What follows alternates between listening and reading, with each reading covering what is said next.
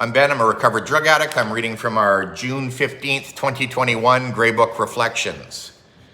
Many of us cling to our fears, doubts, and self-loathing or hatred of others because there is a certain distorted security in familiar pain. It seems safer to hold on to the old familiar pain than to let go of it for the unknown. Grey Book, page 46, step 6, lines 22 to 26. Some members describe step 6 as a grieving process. Character defects were the tools for the disease. Like drugs, they were our solution for a long time. Toward the end of our bottoms, they turned against us. The drugs and defects that went hand in hand with our active addiction were no longer needed in this new way of life. We had to say goodbye to those old survival skills. Since that's all we were familiar with, it was difficult and painful to let go. But like our Grey Book states, letting go of character defects should be done with love. Fear and hate cannot give us new lives.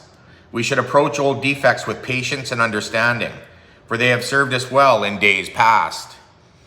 We must be careful not to take ourselves too seriously in this process. The spiritual principle of willingness prepares us here.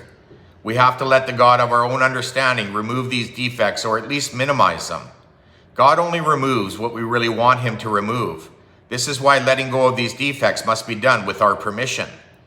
We decide the ones that are causing us and others the most pain.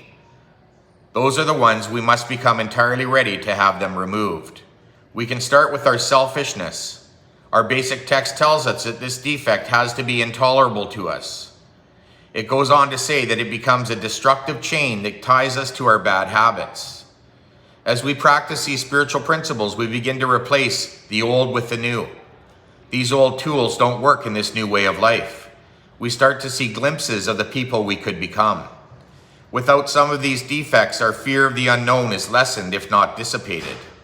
Our faith increases the more we practice these spiritual principles. In this moment, for a long time, our vision of our new life gives us hope. This hope increases our willingness.